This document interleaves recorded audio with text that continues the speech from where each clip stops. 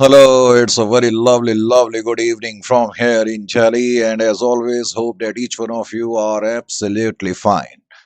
तो बेटा आज के इस पर्टिकुलर सेशन में हम स्टार्ट करेंगे अकाउंटिंग फॉर इंस्ट्रूमेंट्स और जहां तक अकाउंटिंग फॉर इंस्ट्रूमेंट्स का सवाल है, करेक्ट। तो सबको मालूम है कि जहां तक फाइनेंशियल इंस्ट्रूमेंट्स का सवाल है, तीन इंड एएस इनकी अकाउंटिंग को गवर्न करते हैं, इनफैक्ट सारे प्रोविजंस को गवर्न करते हैं। एक तो है इंड एएस 109 और एक है इंड एएस 32 और एक है इंड एएस 107। जहां तक इंड एस 109 का सवाल है, जितने भी फाइनेंशियल इंस्ट्रूमेंट्स हैं उनकी रिकग्नाइजेशन और मेजरमेंट से संबंधित जो प्रोविजंस हैं वो इंड एस 9 के द्वारा निर्धारित होते हैं। इसी तरह इंड एस 32 जो है वो प्रेजेंटेशनल एस्पेक्ट से डील करता है और इंड एस 107 जो है वो डिस्क्लोजर से डील करता है। तो सबसे पहला कॉन्सेप्ट है कि फाइनेंशियल इंस्ट्रूमेंट बेसिकली क्या है। सबको मालूम है कि फाइनेंशियल इंस्ट्रूमेंट किसी भी ऐसे कॉन्ट्रैक्ट को कहते हैं जिसके जरिए एक पार्टी के लिए फाइनेंशियल एसेट का जन्म होगा और दूसरी पार्टी के लिए या तो फाइनेंशियल लायबिलिटी का जन्म होगा या इक्विटी का बर्थ होगा, करेक्ट। फॉर एग्जांपल, जैसे कि मिस्टर टी है, उसने परचेज करे debentures of T Q M limited. Mister T purchase debentures of T Q M limited because mister T ने इन्वेस्टमेंट करी है। तो ये तो फिक्स्ड एसेट है, ये तो फाइनेंशियल एसेट है मिस्टर टी के लिए, लेकिन एट द सेम टाइम जिस कंपनी ने ये डिवेंचर इश्यू करे हुए हैं उस कंपनी के लिए ये financial liability. I need not require to tell this. इसी तरीके से केस स्टडी 2 में क्या है कि mister G invested in 5000 equity share. जब मिस्टर जी ने एफएक्स लिमिटेड के इक्विटी शेयर्स खरीदे तो ये कॉन्ट्रैक्ट हो गया। कॉन्ट्रैक्ट क्या हो गया कि मैंने आपकी कंपनी के शेयर्स खरीदे हैं, number one, and I am a share holder of your company, number two, I am also entitled to dividend, number three. तो ये कॉन्ट्रैक्ट है, लेकिन इस कॉन्ट्रैक्ट के होने से क्या हुआ कि मैंने इन्वेस्टमेंट करी तो मेरे लिए तो ये फाइनेंशियल एसेट है, लेकिन जिस कंपनी ने ये इक्विटी शेयर्स इश्यू करे हुए हैं अब की बार उनके लिए ये इक्विटी है। Is it clear to you और नॉट? तो कहने का मेरा मतलब क्या है कि फाइनेंशियल इंस्ट्रूमेंट एक ऐसे contract, financial instrument simply refers to a contract जो कि gives rise to financial asset for one party and at the same time it gives rise to what we call either financial liability और equity instruments for the other entity. जाहिर है इसका मतलब financial instrument के दो core planks हैं, दो important स्तंभ हैं। तो एक तो है फाइनेंशियल एसेट और एक है फाइनेंशियल लायबिलिटी। जाहिर है कि पहले हमें फाइनेंशियल एसेट को समझना होगा। फाइनेंशियल एसेट का सिंपल वर्ड्स में मतलब क्या है? As per Ind AS financial asset shall include. तो फाइनेंशियल एसेट्स के अंदर ये चीजें शामिल होंगी। A deposit of cash with a bank और any financial institution is a financial asset. क्यों है ये लेकिन ये फाइनेंशियल एसेट? क्योंकि जब मैं किसी कंपनी में पैसा डिपॉजिट करता हूं तो मेरा वहां पर एक कॉन्ट्रेक्चुअल राइट है कि मैं वहां से वो अपना पैसा निकाल सकता हूं, because it represents the contractual right to obtain cash from the bank और द फाइनेंशियल इंस्टीट्यूशन। तो इसलिए ये फाइनेंशियल एसेट है। इनफैक्ट हम देखेंगे कि फाइनेंशियल एसेट बेसिकली आपको एक राइट देता है to obtain what we call cash और सम अदर फाइनेंशियल एसेट। अभी हम देखेंगे आगे। An equity instrument is always considered as financial asset, क्योंकि एज पर डेफिनेशन जो है equity instrument is categorized as a financial instrument.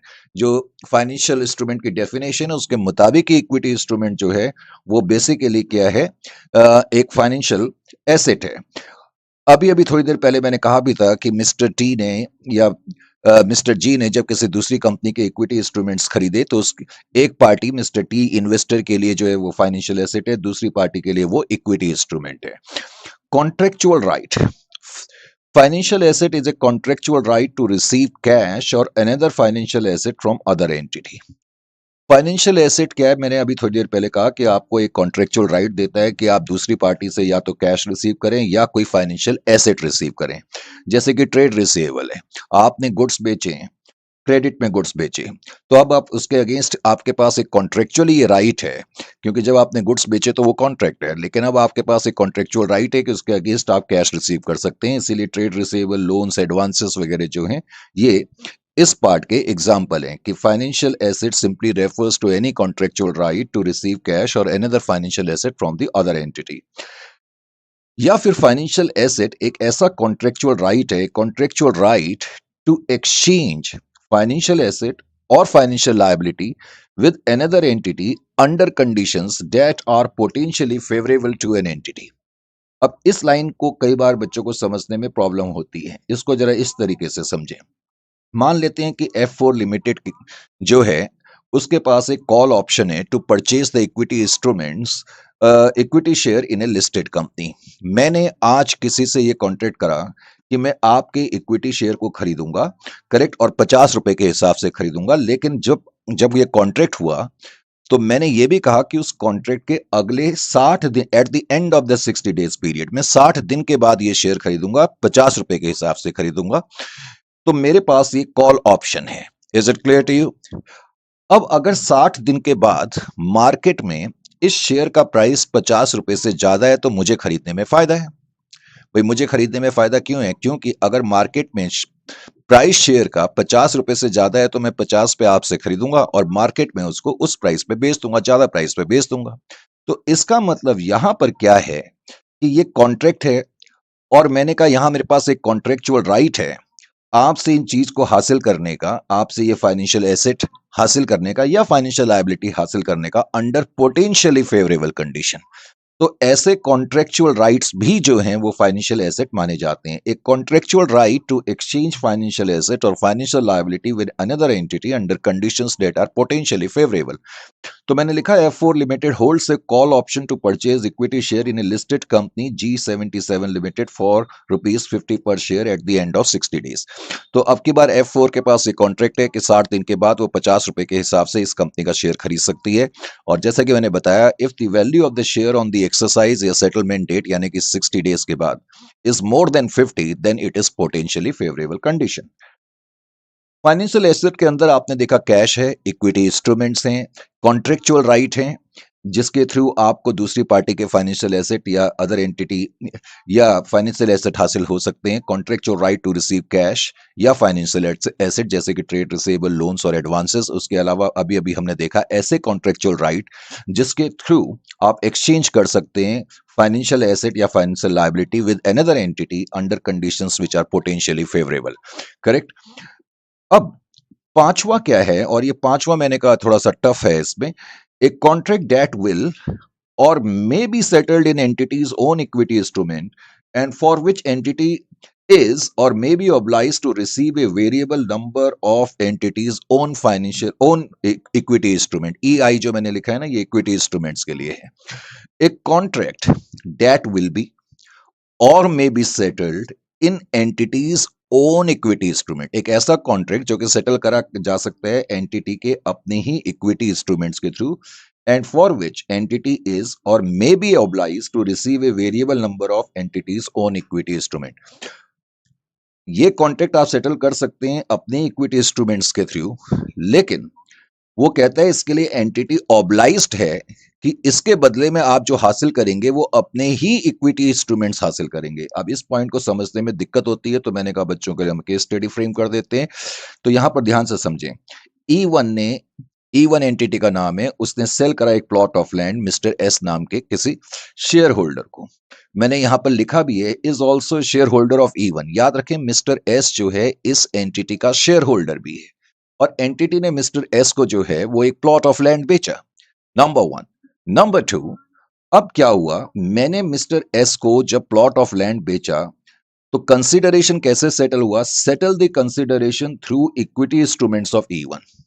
अब यहां ये शेयर होल्डर क्या कह रहा है, बिकॉज ये E1 का शेयर होल्डर है, नंबर वन, इसने आपसे प्लॉट ऑफ लैंड खरीदा और इसने परचेज प्राइस जो आपको सेटल करी ना वो आप ही के इक्विटी इंस्ट्रूमेंट्स आप इसने लौटा दिए क्या? जो इंस्ट्रूमेंट आपने इसको दिए थे उन्हीं इक्विटी इंस्ट्रूमेंट्स के थ्रू आपने इसको सेटल कर दिया है। तो यहां एंटिटी ऑब्लाइज्ड है उसको लेने के लिए, एंटिटी मना नहीं कर सकती to settle the consideration through equity instruments of E1। क्योंकि आपने अपने शेयर होल्डर्स को ये प्लॉट ऑफ लैंड बेचा है तो आपके शेयर होल्डर्स के पास ये राइट है कि वो कंसिडरेशन एंटिटी ने जो उसको शेयर इश्यू करे थे उसी के थ्रू वो उसको सेटल कर सकता है और एंटिटी इस केस में मना नहीं कर सकती, एंटिटी इज ऑब्लाइज्ड। तो इसलिए ये पॉइंट क्लियर होना चाहिए। अब हम आते हैं दूसरे प्लैंक की तरफ जिसको हम कहते हैं फाइनेंशियल लायबिलिटी।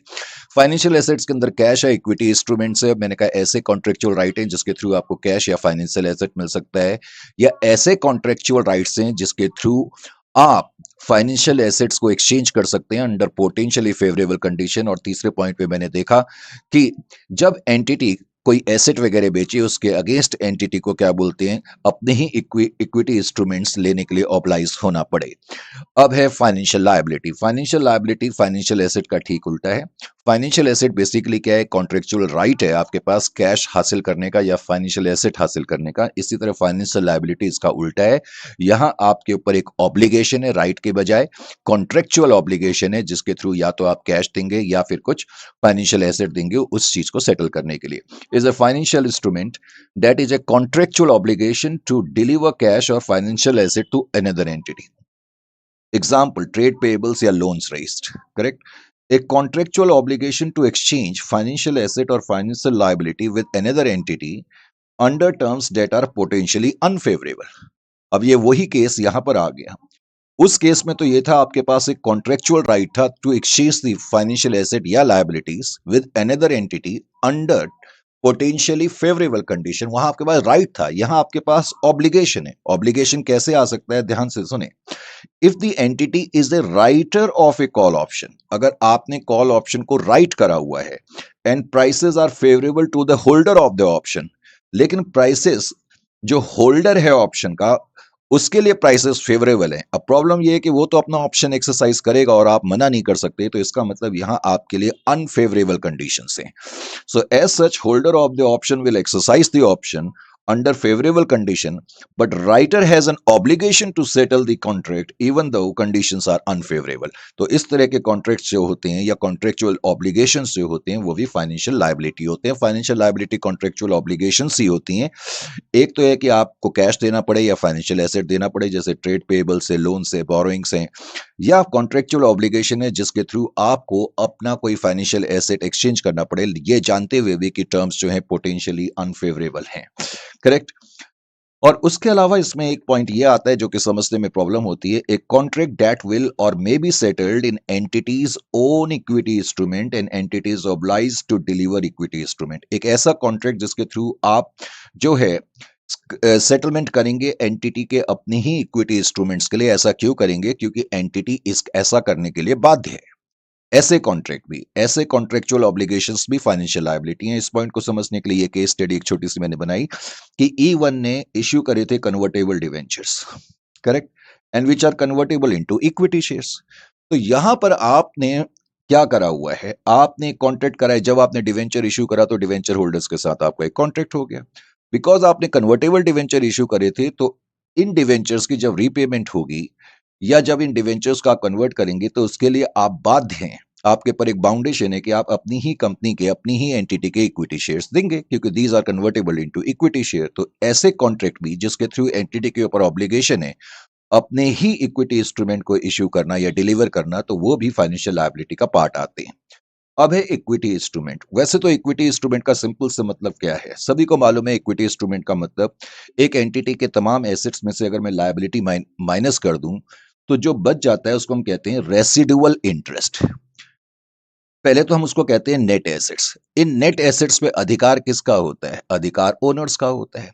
तो इसीलिए जो इक्विटी इंस्ट्रूमेंट होल्डर्स होते हैं, जो कि हम इक्विटी इंस्ट्रूमेंट जिनको कहते हैं, इसीलिए बेसिकली इक्विटी इंस्ट्रूमेंट होल्डर को हम क्या कहते हैं कि उनका इंटरेस्ट है बचे हुए नेट एसेट्स में।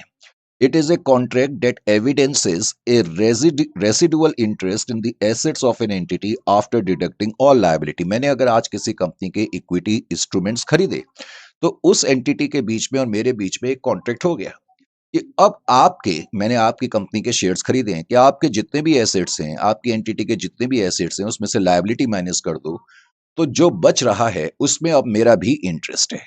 Is it clear to you? तो इक्विटी इंस्ट्रूमेंट्स। अब इक्विटी इंस्ट्रूमेंट्स के केस में थोड़ी सी प्रॉब्लम आती है। कई बार इक्विटी को समझना इतना आसान नहीं है जितना लगता है।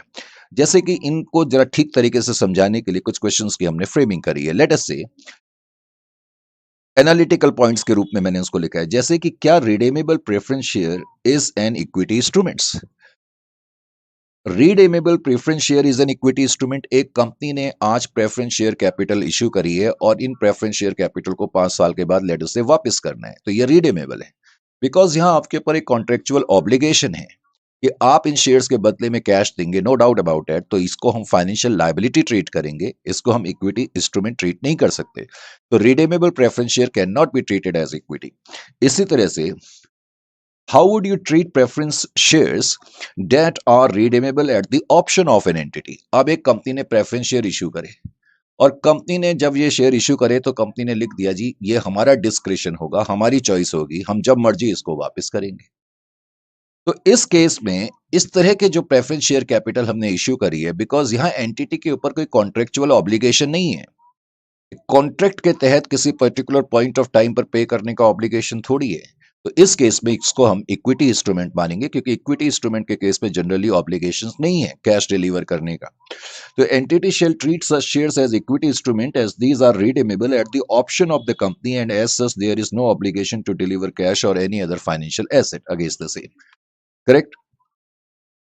इसी तरीके से an entity issues non-redeemable preference shares with dividend payments linked to the ordinary shares.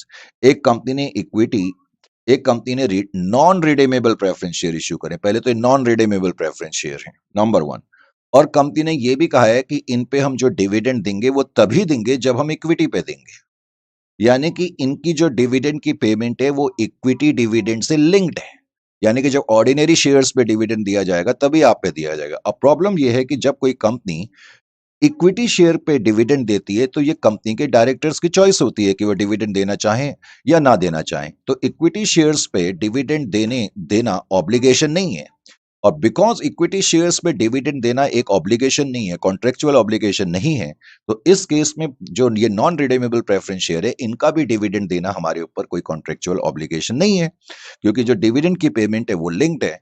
तो इसलिए इस केस में ये जो नॉन रिडीमेबल प्रेफरेंस शेयर हैं, करेक्ट, तो इनको हम अब की बार इक्विटी मानेंगे। करेक्ट, इनका प्रिंसिपल तो खैर है ही इक्विटी, क्योंकि ये नॉन रिडीमेबल है, वापस करने का ऑब्लिगेशन नहीं है, और जो इनका डिविडेंड की पेमेंट है उसको भी इक्विटी इंस्ट्रूमेंट के रूप में ट्रीट करा जाएगा। Such shares shall be treated as equity instrument as there is no obligation with respect to principal and what we call dividend. आइए जी, classification of financial instrument into financial asset और financial liability और equity instrument. जरा समझने की कोशिश करें कि अब आप इस पोजीशन पे आ गए या नहीं आ गए कि आप पर्टिकुलरली इनको क्लासिफाई कर सकते हैं या नहीं कर सकते।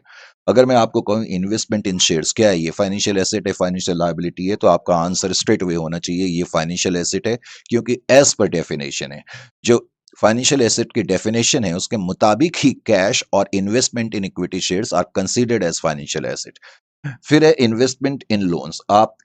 आपने लोन्स का मतलब लोन्स हैं, डिवेंचर्स हैं, बॉन्ड्स हैं, इसमें आपने इन्वेस्ट करा। जब आप इन्वेस्ट कर रहे हैं तो जिस किसी कंपनी के डिवेंचर्स में, बॉन्ड्स में आपने इन्वेस्ट करा है तो आपका एक कॉन्ट्रैक्ट है, यहाँ एक कॉन्ट्रैक्ट हो रहा है। जब आज मैं किसी कंपनी के डिवेंचर खरीदता हूं तो मेरे पास एक डिवेंचर सर्टिफिकेट आता है जो ये बताता है कि मैंने इस कंपनी को पैसे दिए हैं, ये कंपनी मेरे को पर्टिकुलर टाइम पीरियड तक, जब तक कि ये पैसा वापस नहीं होगा, हर साल इतना इतना इंटरेस्ट वगैरह पे करेगी और इतने पर्टिकुलर टाइम पीरियड के बाद मेरा पैसा वापस करेगी। तो ये कॉन्ट्रैक्ट है। तो इसका मतलब जब मैंने इन्वेस्टमेंट किसी कंपनी के डिवेंचर्स में, बॉन्ड्स में करी है, तो इसका मतलब यहाँ पर एक कॉन्ट्रेक्चुअल राइट है जिसके तहत मुझे कुछ कैश मिल सकता है या कोई दूसरा फाइनेंशियल एसेट मिल सकता है, तो ये फाइनेंशियल एसेट है। इसी तरह से ट्रेड एंड अदर रिसीवेबल ये फाइनेंशियल एसेट है। उसका लॉजिक यही है क्योंकि इनके अगेंस्ट हमारे पास कॉन्ट्रेक्चुअल राइट है कैश या फाइनेंशियल एसेट को हासिल करने का। इसी तरह से गवर्नमेंट बॉन्ड्स, ये वही चीज आ गई, अगर मैं गवर्नमेंट बॉन्ड्स मैंने खरीदे हुए हैं तो यहाँ मेरे पास कॉन्ट्रेक्चुअल राइट है अगेंस्ट इसके कैश या फाइनेंशियल एसेट को रिसीव करने का। अब जरा एसेट साइड के कुछ आइटम को देखने के बाद लायबिलिटी साइड के आइटम को देखें। मान लेते हैं कंपनी ने डिवेंचर इश्यू करे हैं, तो यहाँ कंपनी के ऊपर कॉन्ट्रेक्चुअल ऑब्लिगेशन है इसके अगेंस्ट कैश देने का या कुछ फाइनेंशियल एसेट को देने का। फिर है परपेचुअल डिवेंचर। परपेचुअल डिवेंचर वैसे आजकल प्रैक्टिकल लाइफ में नजर तो नहीं आते, लेकिन परपेचुअल डिवेंचर वो डिवेंचर होते हैं जिसपे कि कॉन्ट्रेक्चुअल ऑब्लिगेशन नहीं होता कैश पे करने का during the life time. Correct, तो इसलिए contractual obligation to deliver cash और फाइनेंशियल एसेट, यहां हमारे ऊपर किसी तरह का कोई कॉन्ट्रेक्चुअल ऑब्लिगेशन नहीं है। करेक्ट, तो ये फाइनेंशियल लायबिलिटी नहीं मानी जाएगी। लेकिन सॉरी, परपेचुअल डिवेंचर का प्रिंसिपल सम तो फाइनेंशियल लायबिलिटी नहीं मानी जाएगी। Contractual obligation to deliver cash और फाइनेंशियल एसेट इसका प्रिंसिपल तो नहीं मानी जाएगी, लेकिन जो इसका इंटरेस्ट है उसकी वजह से इसको मेरे को फाइनेंशियल लायबिलिटी ट्रीट करना पड़ेगा, क्योंकि इंटरेस्ट की पेमेंट मुझे फिर भी हर साल करनी पड़ेगी। तो कॉन्ट्रेक्चुअल ऑब्लिगेशन है मेरा, वो क्या है, इंटरेस्ट को पे करना। हालांकि डिवेंचर का जो प्रिंसिपल सम है वो मैं फाइनेंशियल लायबिलिटी ट्रीट नहीं करूंगा, लेकिन जो इंटरेस्ट की पेमेंट है वो फाइनेंशियल लायबिलिटी ट्रीट करूंगा। डिपॉजिट्स इन एडवांसेस रिसीव्ड, अगर आपको कोई चीज एडवांस में मिल जाए, करेक्ट, तो जाहिर है कि आपको उसके अगेंस्ट कुछ पेमेंट तो करनी है, तो ये फाइनेंशियल लायबिलिटी है, कुछ कॉन्ट्रेक्चुअल ऑब्लिगेशन आपका है। लोन्स एंड एडवांसेस गिवन, अब ये मिक्स आइटम दे दिया मैंने। लोन्स एंड एडवांसेस अगर आपने दिए हैं तो ये फाइनेंशियल एसेट है, क्योंकि यहाँ आपके ऊपर एक कॉन्ट्रेक्चुअल राइट है इसके अगेंस्ट कैश और फाइनेंशियल एसेट रिसीव करने का। बैंक लोन अगर आपने रेस करा है तो ये आपकी फाइनेंशियल लायबिलिटी है, क्योंकि लोन लिया है तो उसको पे भी करोगे। सन्ड्री क्रेडिटर हो, बिल्स पेबल हो, ट्रेड पेबल्स हो, ये सब फाइनेंशियल लायबिलिटी हैं, क्योंकि इसके अगेंस्ट आपको कुछ पेमेंट करनी है, या तो कैश। ये कॉन्ट्रेक्चुअल ऑब्लिगेशन है। कॉन्ट्रेक्चुअल ऑब्लिगेशन का मतलब एक कॉन्ट्रैक्ट के थ्रू आपके ऊपर लायबिलिटी बन रही है, बाउंडेशन बन रहा है, दबाव बन रहा है, एक ऑब्लिगेशन बन रहा है कि आपको कुछ कैश देना है या फाइनेंशियल एसेट देना है। अब कुछ आइटम कंफ्यूज कर सकते हैं, जैसे कि इन्वेंट्रीज है।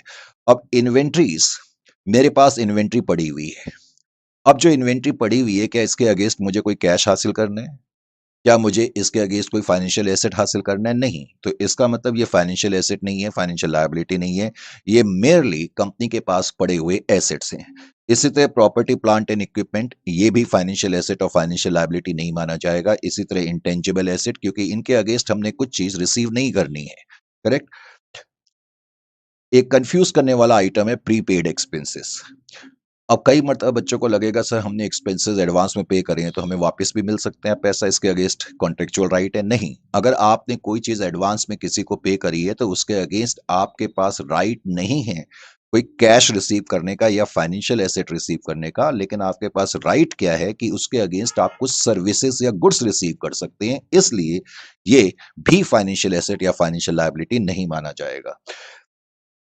इसी तरह से डेफर्ड रेवेन्यू जो आइटम्स होते हैं वो, उसको भी हम फाइनेंशियल एसेट या फाइनेंशियल लायबिलिटी नहीं मानेंगे। क्यों नहीं मानेंगे? डेफर्ड रेवेन्यू का मतलब जो इनकम तो आपको अब मिल गई है, लेकिन अभी तक आपने सारी इनकम को इनकम के रूप में ट्रीट नहीं करा है, आप उसको धीरे धीरे इनकम के रूप में ट्रीट कर रहे हैं। This is an income that has already been received, ये तो आप पहले से ही रिसीव कर चुके हैं, करेक्ट, लेकिन आपने उसको अभी तक पूरी तरीके से रिकॉग्नाइज नहीं करा है।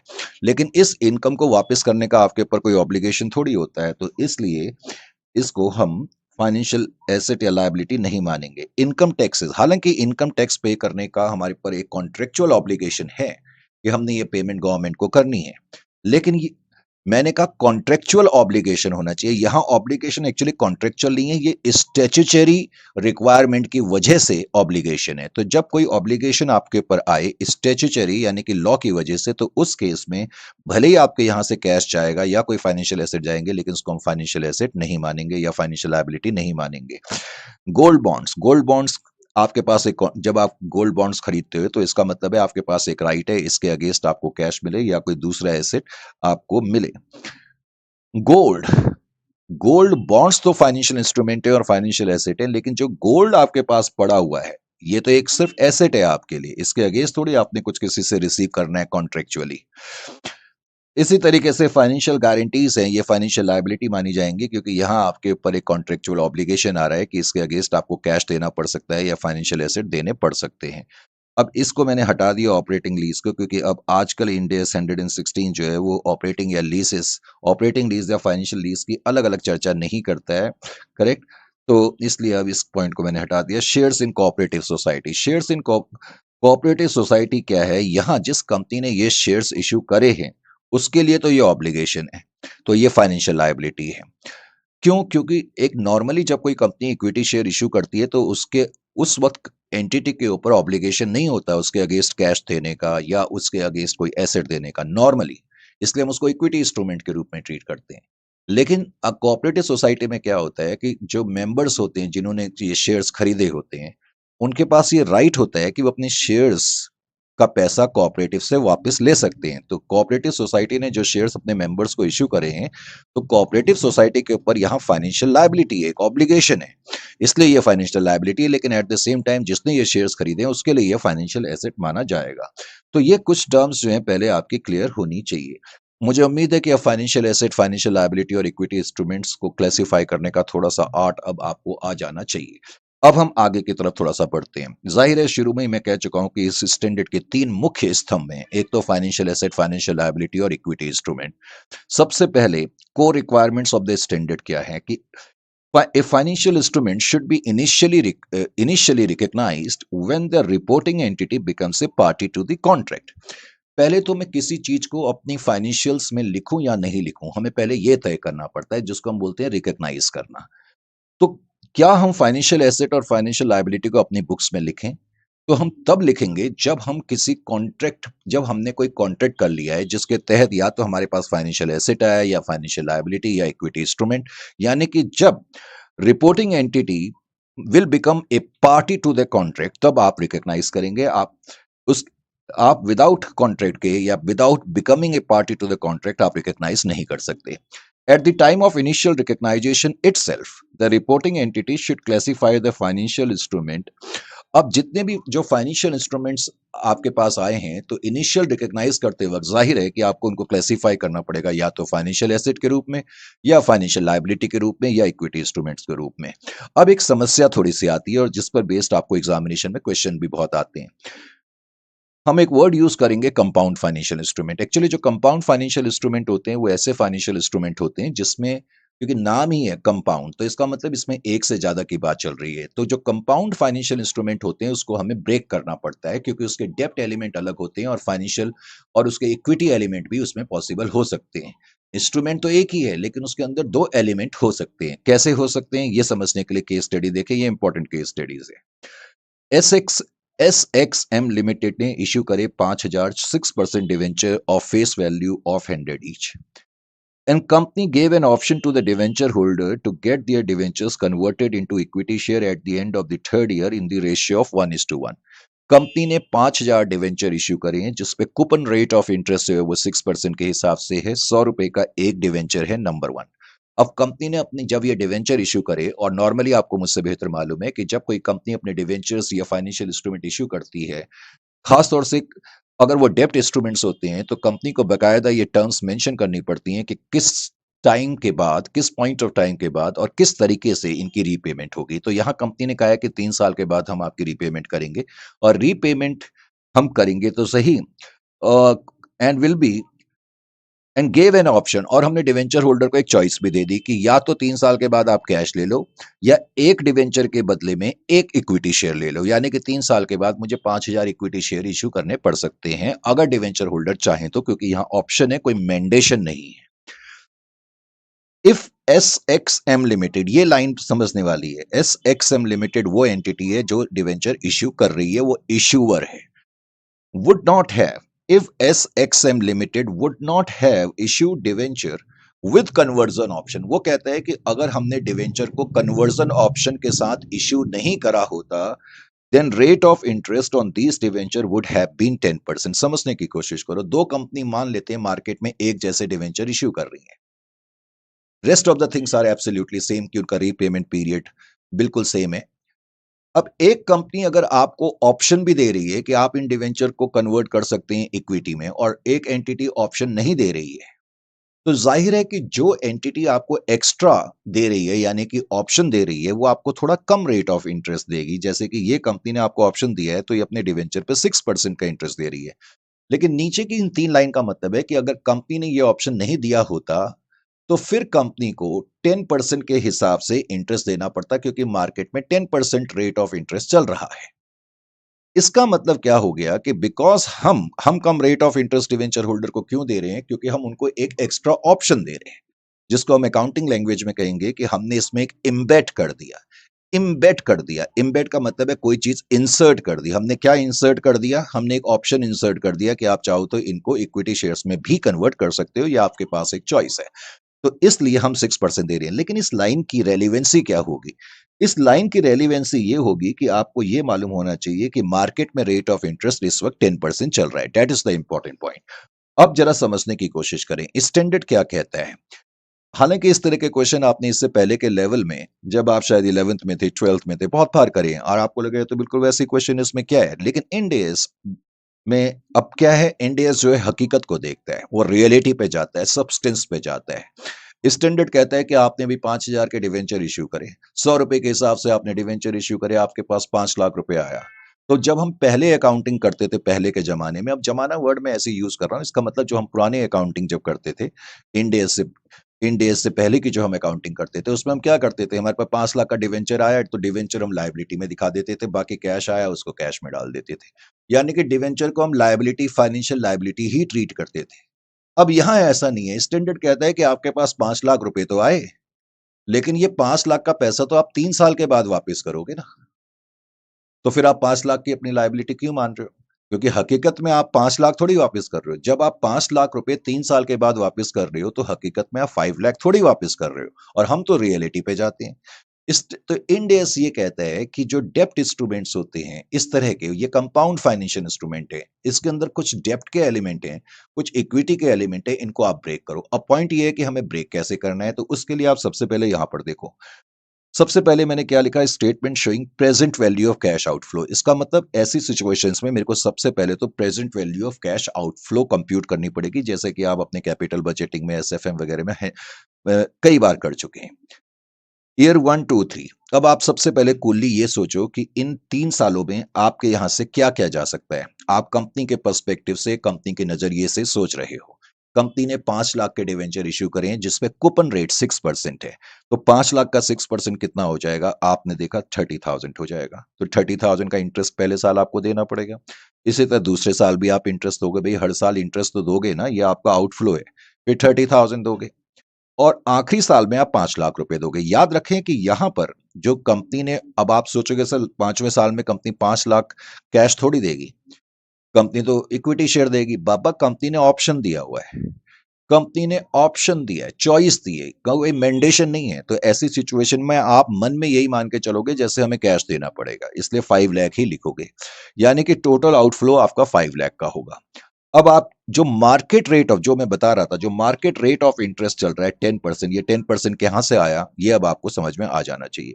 तो आपने इनका डिस्काउंट फैक्टर्स देखा, जो आप मुझसे बेहतर कर सकते हो, फिर इसको मल्टीप्लाइड करा, आपने प्रेजेंट वैल्यू कंप्यूट कर ली। प्रेजेंट वैल्यू 4,50,263 रुपए आ गई, 4,50,263। इसका क्या मतलब निकला? इसका मतलब है कि आज मैंने डिवेंचर इश्यू करे, आया तो मेरे पास 5 लाख, लेकिन हकीकतन मैं 5 लाख की वैल्यू थोड़ी पे कर रहा हूं। मैं 5 लाख पे तो करूंगा, इसमें कोई डाउट नहीं है, लेकिन हकीकतन उनकी वैल्यू 4,50,263 के बराबर है।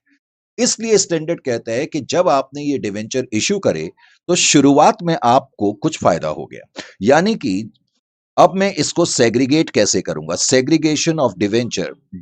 डिवेंचर का मतलब यहां पे मैंने डेप्ट लिखा है, मैंने लिखा है financial liability and equity instrument. अब जो डिवेंचर्स है ना, उसको मुझे लायबिलिटी एलिमेंट में और इक्विटी एलिमेंट में बाइफरकेट करना पड़ेगा। बाइफरकेट करने के लिए मैं क्या करूंगा, मैं देखूंगा पहले तो एब्सोल्यूट टर्म्स में मेरे पास कितना पैसा आया।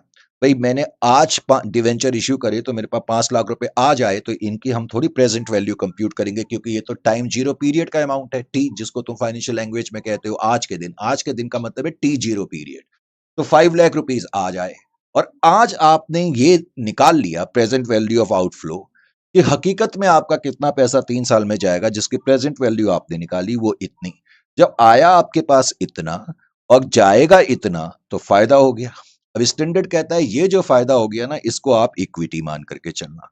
बात समझ में आ गई कि नहीं आ गई? इसका मतलब ये जो 5 लाख के डिवेंचर्स थे, अब मैं अपनी बैलेंस शीट में कैसे दिखाऊंगा? मैं अपनी बैलेंस शीट में एक तो डिवेंचर 2 बार लिखूंगा।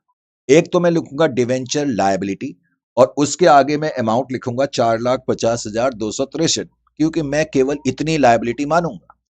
और मैं एक बार फिर लिखूंगा डिवेंचर, और ब्रैकेट में लिखूंगा इक्विटी, यानी कि ये डिवेंचर इक्विटी माना जा रहा है, और ये इक्विटी के अंदर लिखूंगा, लायबिलिटी के अंदर नहीं लिखूंगा, इसीलिए इसका नाम इक्विटी है। तो कई बार जब आप फाइनेंशियल्स को देखें और अगर आपको डिवेंचर इक्विटी के अंदर नजर आए तो हैरत करने की जरूरत नहीं होनी चाहिए, खासतौर से इंडियस के स्टूडेंट और एक प्रोफेशनल लेवल पे इंडियस को पढ़ने के बाद। तो इक्विटी डिवेंचर्स लिखेंगे, हम ब्रैकेट में इक्विटी लिखेंगे और उसके आगे 49,737 लिख देंगे, यानी कि फाइनेंशियल्स जब मैं ड्रॉ करूंगा तो फाइनेंशियल्स में डिवेंचर अब इतने नजर आ रहे हैं लायबिलिटी के रूप में, और इक्विटी के रूप में डिवेंचर्स इतने नजर आ रहे हैं। तो आपको यह समझ में आ जाना चाहिए कि बाइफरकेट कैसे करते हैं। बाइफरकेट करने के लिए आपको कुछ नहीं करना, जो आपका टोटल कैश बाहर जाएगा उसका आपने प्रेजेंट वैल्यू डिटरमिन करनी है, और उस प्रेजेंट वैल्यू को आपने की जो शुरुआती प्रोसीड्स हैं उसमें से आप माइनस कर देंगे, जो डिफरेंस आएगा वो इक्विटी एलिमेंट हो जाएगा। अब आप क्या करेंगे, एंट्री करेंगे अगर आप करना चाहें तो एंट्री कैसे करते हैं ये समझाने के लिए, बैंक अकाउंट डेबिट 5 लाख रुपए आपके पास आए। अब आप पहले जब अकाउंटिंग करते थे तो टू डिवेंचर 5 लाख लिख देते थे, अब 5 लाख नहीं लिखेंगे, अब आप लिखेंगे टू डिवेंचर ब्रैकेट में फाइनेंशियल लायबिलिटी 4,50,263, फिर लिखेंगे टू डिवेंचर ब्रैकेट में इक्विटी और 49,737।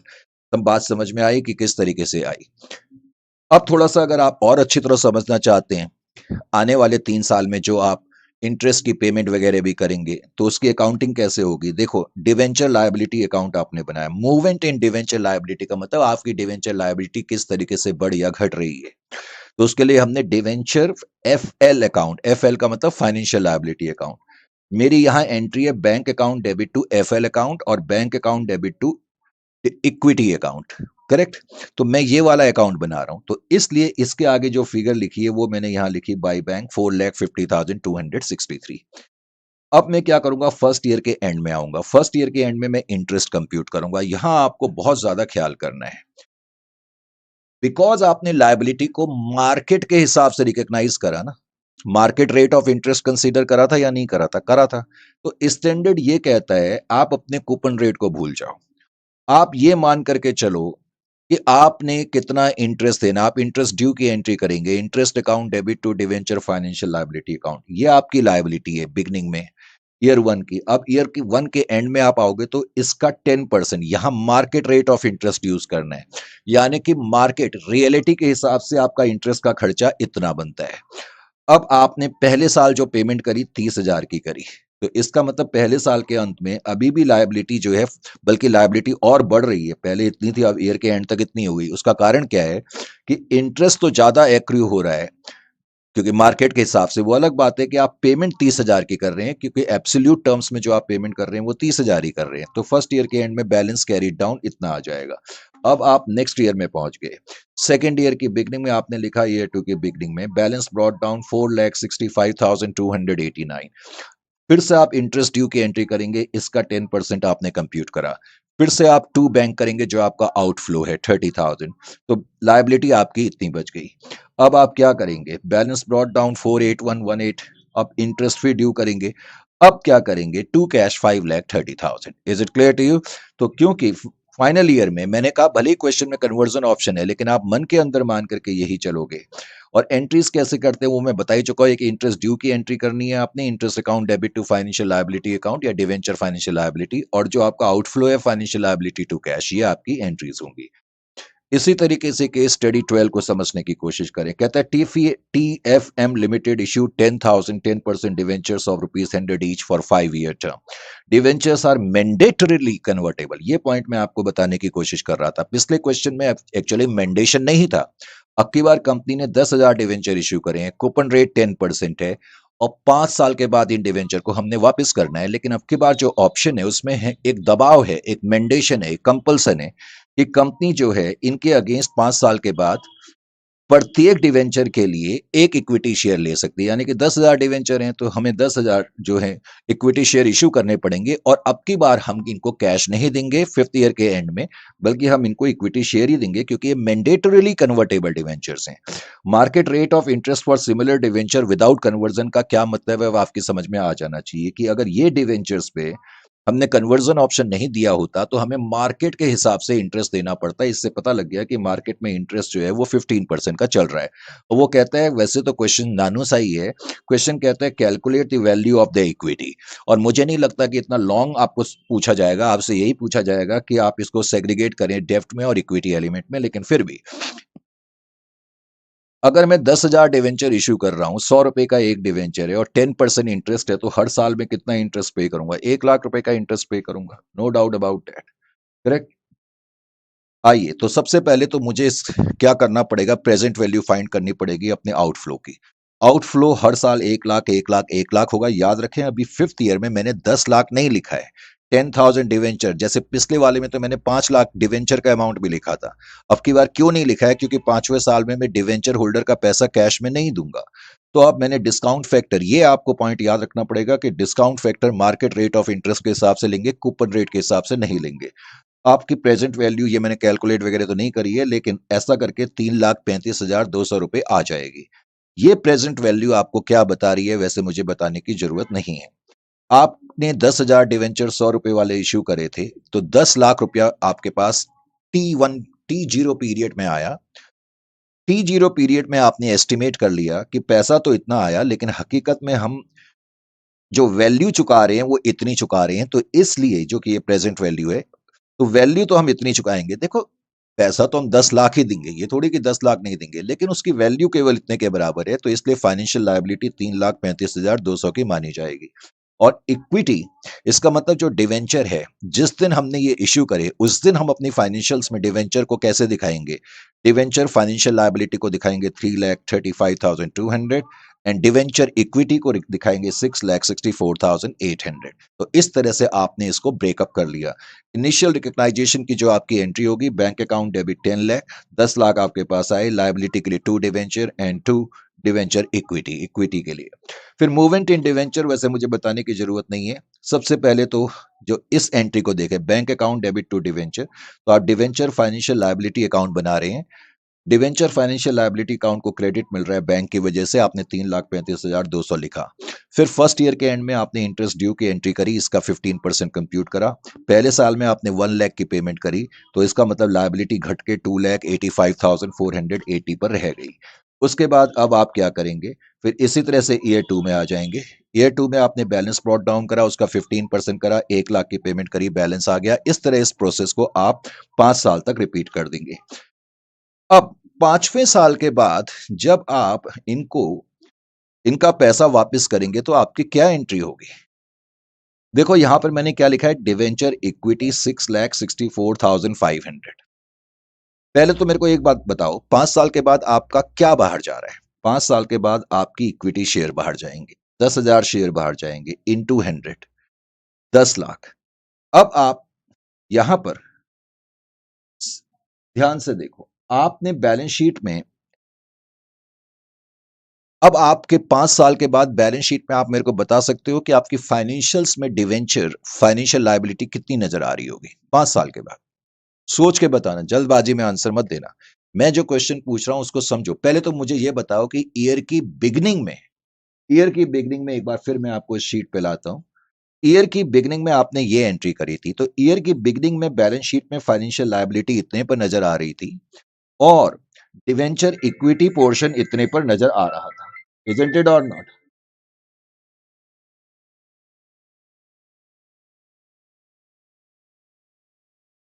तो इस तरह से आपको ये समझना होगा, इस केस में जो है ये कॉम्प्लिकेटेड पॉइंट है। करेक्ट। जस्ट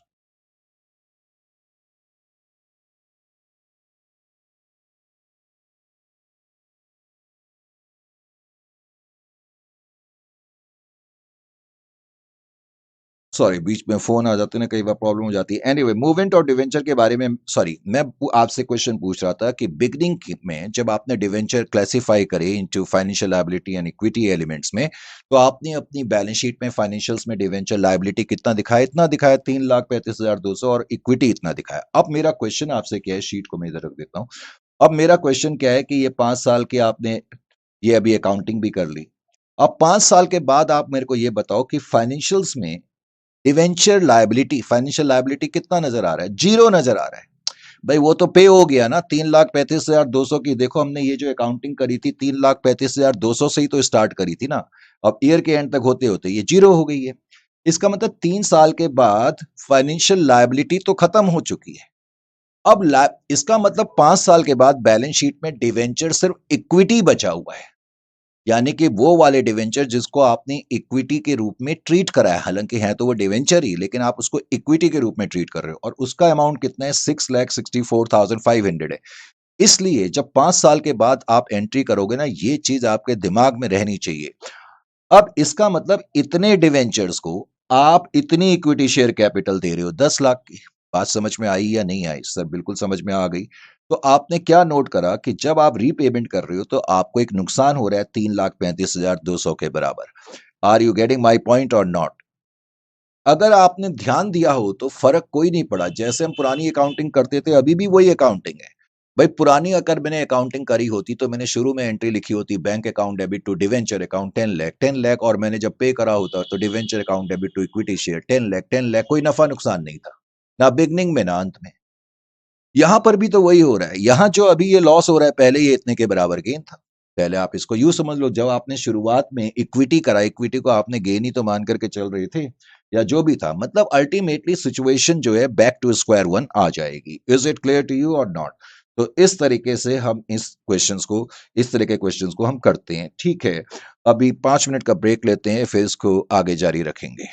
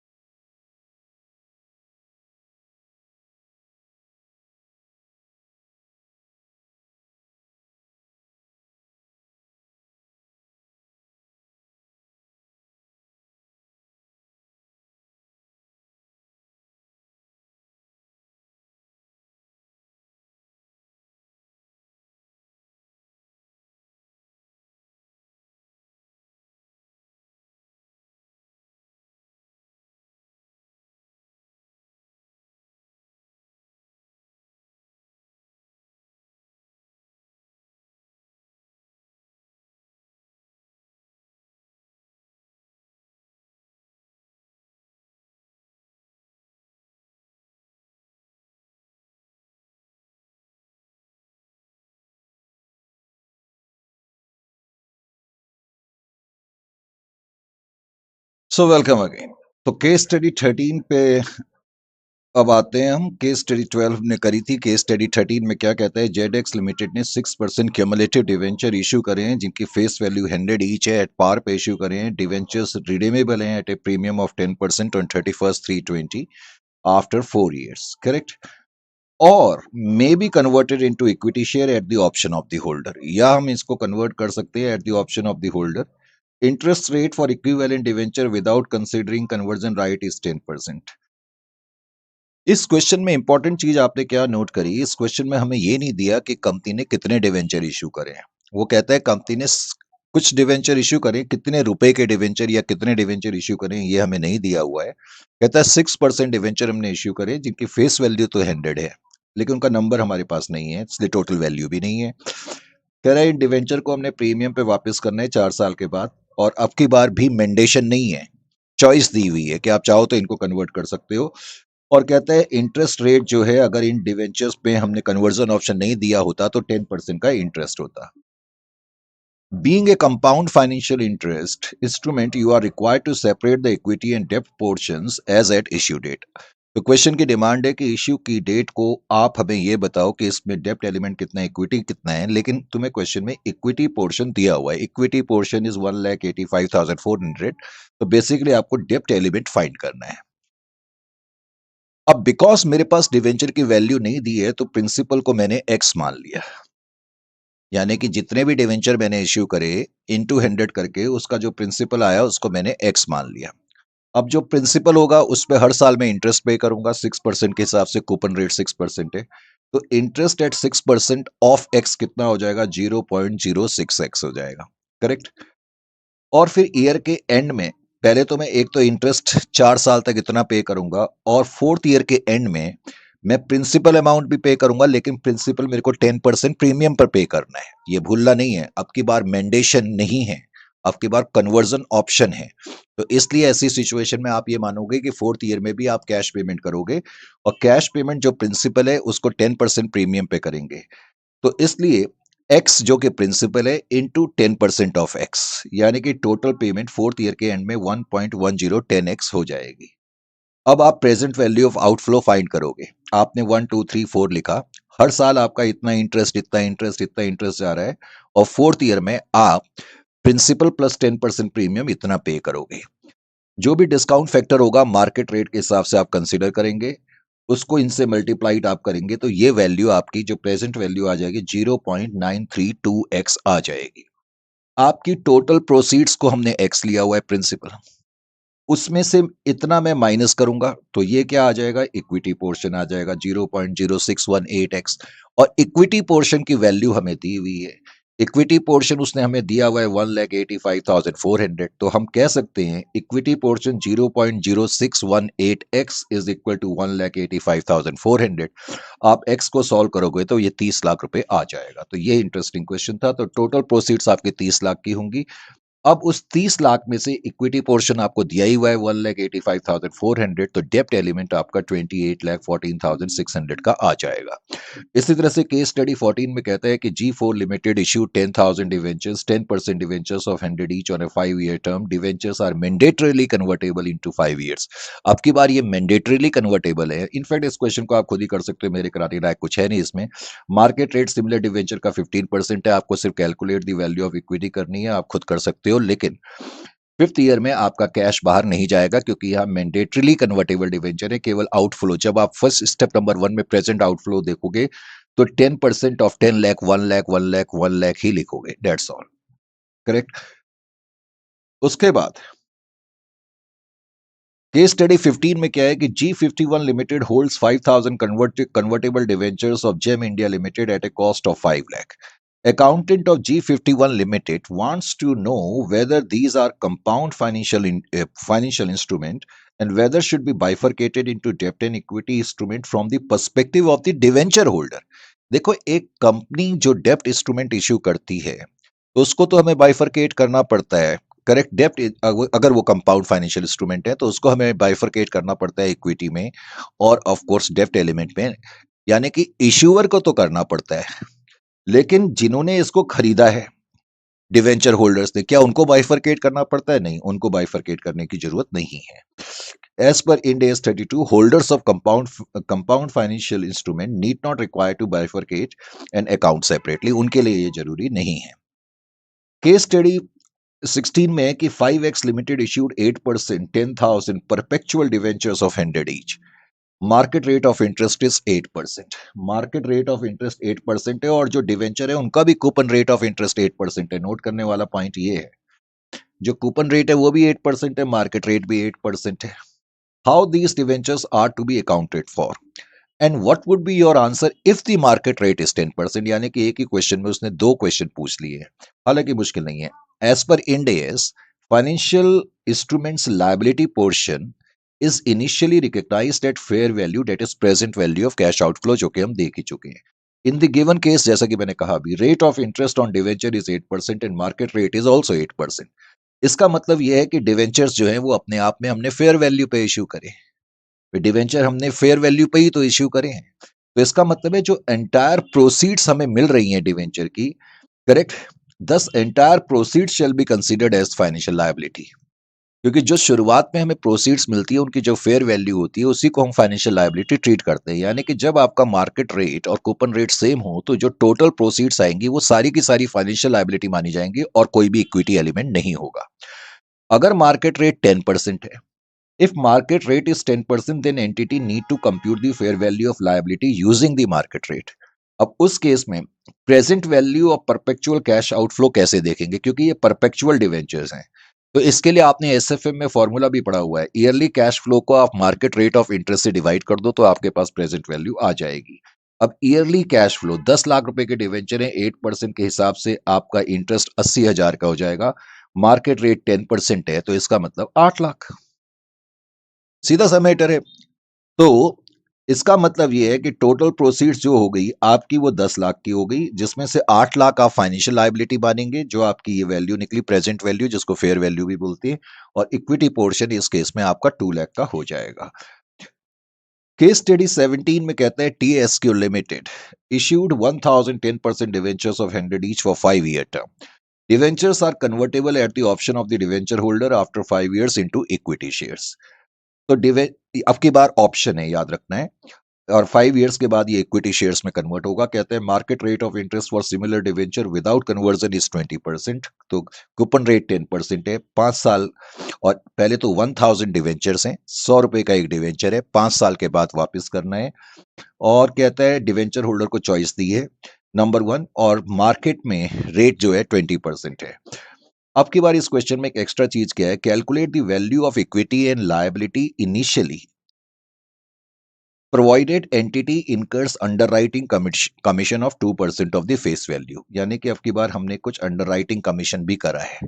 तो अब की बार हम इनिशियली किस वैल्यू पे डिवेंचर्स की फाइनेंशियल डिवेंचर की लायबिलिटी पोर्शन और इक्विटी पोर्शन को दिखाएंगे। क्वेश्चन ये है, पहले तो आउटफ्लो आपका 10-10, कूपन रेट 10% है, 1 लाख रुपए के डिवेंचर हैं, तो 10,000 10,000 10,000 10,000 आ जाएगा। और याद रखो अब की बार ऑप्शन दिया है, तो इसलिए 5th ईयर में भी आप 1 लाख रुपए लिखोगे, क्योंकि आप मन में यही मान के चलोगे कि 5th ईयर में भी हमारे 1 लाख रुपए बाहर जाएंगे। मार्केट रेट 20% के हिसाब से आप डिस्काउंट फैक्टर लोगे, उसको मल्टीप्लाइड करोगे, तो आपकी प्रेजेंट वैल्यू 70,094 आ जाएगी। टोटल प्रोसीड्स आपकी 1 लाख की हैं, जिसमें से 70,094 आपका लायबिलिटी पोर्शन हो जाएगा, जो बच जाएगा वो इक्विटी पोर्शन हो जाएगा। अब मेन पॉइंट ये है, हम इस वैल्यू पे रिकॉग्नाइज नहीं करेंगे फाइनेंशियल लायबिलिटी को, इस पर या इस पर रिकॉग्नाइज नहीं करेंगे, जो कि अभी तक हम कर रहे थे, क्योंकि इस क्वेश्चन में कुछ ट्रांजेक्शन कॉस्ट है अंडरराइटिंग कमीशन के रूप में। कहता है 2% of 1 lakh is equal to 2,000। तो अब इस 2,000 को हम क्या करेंगे, ट्रांजेक्शन कॉस्ट को एलोकेट करेंगे। एलोकेट कैसे करेंगे, जो इनका रेशियो है उस रेशियो में एलोकेट कर देंगे, और वो माइनस करके जो वैल्यू आएगी, क्योंकि कॉस्ट है, तो हम ये मानेंगे कि हमारी लायबिलिटी 68,692 की और 29,308 की है। आइए जी, अब इसके अगले पार्ट की तरफ आते हैं, classification of financial instrument after recognisation. एक बार आपने जब रिकग्नाइज कर लिया अपने फाइनेंशियल इंस्ट्रूमेंट को और उनको क्लासिफाई भी कर लिया फाइनेंशियल एसेट में, फाइनेंशियल लायबिलिटी में और इक्विटी में, अब उसके बाद प्रॉब्लम ये आती है, अब आपको ये तो पता लग गया कि आपके पास फाइनेंशियल इंस्ट्रूमेंट है, चाहे वो फाइनेंशियल एसेट के रूप में हो, फाइनेंशियल लायबिलिटी के रूप में हो या इक्विटी के रूप में हो। अब आती है प्रॉब्लम उनकी मेजरमेंट की, उनको मेजर कैसे करेंगे। अब मेजर करने के लिए तीन कैटेगरीज बनाई गई है। जितने भी आपके फाइनेंशियल इंस्ट्रूमेंट हैं उनको आप या तो मेजर करोगे फेयर वैल्यू थ्रू प्रॉफिट और लॉस पे, जिसको हम कहते हैं FVTPL, fair value through profit and loss, या हम उनको मेजर करेंगे fair value through other comprehensive income, fair value through other comprehensive income, या हम उनको मेजर करते हैं अमोर्टाइज्ड कॉस्ट पे, जिसको हम कहते हैं इफेक्टिव इंटरेस्ट मेथड। अब basically fair value through profit and loss account का क्या मतलब है, बहुत से बच्चों को ये समझने में भी थोड़ी सी समस्या होती है। Fair value through profit and loss account का सिंपल वर्ड्स में मतलब है कि इनकी फेयर वैल्यू में जो चेंजेस आएंगे, फेयर वैल्यू में जो चेंजेस आएंगे, थ्रू थ्रू का मतलब जो चेंजेस आएंगे, पीएनएल पीएनएल का मतलब उसको हम प्रॉफिट एंड लॉस अकाउंट में ले जाएंगे। तो आपके लिए 1 मिनट में मतलब समझ में आ जाना चाहिए। अगर आप अपने फाइनेंशियल इंस्ट्रूमेंट को, चाहे वो फाइनेंशियल एसेट लायबिलिटी हो, अगर आप उसको डिसाइड करते हो कि हम इसको FVTPL की कैटेगरी में रखेंगे for the purpose of measurement, तो इसका मतलब है कि आप ये डिसाइड कर रहे हैं कि जो भी इनकी फेयर वैल्यू में चेंजेस आएंगे उसकी एडजस्टमेंट हम अपने प्रॉफिट एंड लॉस अकाउंट में करेंगे। Is it clear to you? Simply means that changes in the fair value of fair financial asset और financial liability shall be transfer to statement of P&L। अब fair value through profit and loss account में generally आप कौन से financial instrument को ले जाते हो? ऐसे फाइनेंशियल इंस्ट्रूमेंट को जिनको कि आपने ट्रेडिंग पर्पस के लिए रखा है। ट्रेडिंग पर्पस का मतलब है जिनकी खरीद और फरोख्त आपने करनी है, फटाफट खरीदना है, बेचना है। करेक्ट? तो अगर आपका उद्देश्य यह है कि आप इसको हेल्ड फॉर ट्रेडिंग के लिए रखोगे, तो तब तो आप बेटर है कि उसको फेयर वैल्यू थ्रू प्रॉफिट और लॉस अकाउंट के मेजर करो। और बी मैंने क्या लिखा है, specially designated as fair value through profit और loss to avoid accounting mismatch. एक तो मैं फाइनेंशियल इंस्ट्रूमेंट को fair value through profit and loss account की कैटेगरी में तब रखता हूं जब मेरे को लगता है कि ये जो फाइनेंशियल इंस्ट्रूमेंट है बेसिकली मैंने ट्रेडिंग पर्पस के लिए रखा हुआ है, यानी कि इसको मैं जल्दी फ्रीक्वेंटली इसकी सेल परचेज में करना चाहता हूं, या फिर मेरे पर एक प्रेशर है इसको fair value through profit and loss account में रखने का। Specially designated as fair value through profit and loss account का मतलब है कि फाइनेंशियल इंस्ट्रूमेंट को भले ही मैं ट्रेडिंग पर्पस के लिए नहीं है, मान लेते हैं थोड़ी देर के लिए, क्योंकि जनरली ट्रेडिंग पर्पस के लिए होगा तब तो fair value through profit and loss की कैटेगरी में रखना ही पड़ेगा। लेकिन कभी कभी मुझे किसी फाइनेंशियल इंस्ट्रूमेंट को इस कैटेगरी में इसलिए रखना पड़ता है क्योंकि मेरे पर एक दबाव है, क्योंकि अगर मैं उसको इस कैटेगरी में नहीं रखूंगा तो ऐसे चांसेस हो सकते हैं कि कुछ अकाउंटिंग मिसमैच हो जाए। वो मिसमैच कैसे हो सकता है वो मैं चर्चा अभी थोड़ी देर में करूंगा। करेक्ट? तो ये चीज तुम्हें मालूम होनी चाहिए इस कैटेगरी में। फिर मैंने ये लिख, जो मैंने अभी कहा वही मैंने लिखा भी है, the term trading generally reflects active and frequent buying and selling. Indirectly it means financial instrument has been acquired primarily for sale और purchase in the near future. On the other hand category B is a forced designation, यानी कि जो category B मैंने इसमें लिखाई है इसका मतलब है अब की बार आप फेयर वैल्यू थ्रू पीएनएल में इसलिए डाल रहे हैं क्योंकि आपके ऊपर कोई फोर्स है, तो फोर्सिबली आप उसको डेजिग्नेट कर रहे हैं fair value through profit and loss account में किसी अकाउंटिंग मिसमैच से बचने के लिए। करेक्ट? फिर दूसरी कैटेगरी है fair value through other comprehensive income. अब फेयर वैल्यू का मतलब आपको मालूम है, थ्रू का मतलब भी आपको मालूम है। फेयर वैल्यू का मतलब चेंजेस से, फेयर वैल्यू थ्रू का मतलब है चेंजेस इन फेयर वैल्यू, यानी कि fair value through other comprehensive income की कैटेगरी ये बताती है अगर आपने कोई आइटम इस कैटेगरी में लिखा है तो इसका मतलब है कि उस आइटम की फेयर वैल्यू में जो भी चेंजेस आएंगे उसको आप अदर कॉम्प्रिहेंसिव इनकम में दिखाओगे, जो कि presented below the profit and loss account. आपको मालूम है अदर कॉम्प्रिहेंसिव इनकम हम प्रॉफिट एंड लॉस अकाउंट के नीचे की तरफ दिखाते हैं। फिर तीसरा है अमोर्टाइज कॉस्ट, हालांकि इसकी चर्चा अभी विस्तृत तरीके से होगी। इस कॉन्सेप्ट के तहत ट्रांजैक्शंस को जो हम रिकॉर्ड करते हैं ना वो इफेक्टिव इंटरेस्ट रेट के थ्रू करते हैं। इनफैक्ट ऑनेस्टली स्पीकिंग अभी हमने डिवेंचर के बहुत से क्वेश्चन पीछे करे थे। करेक्ट?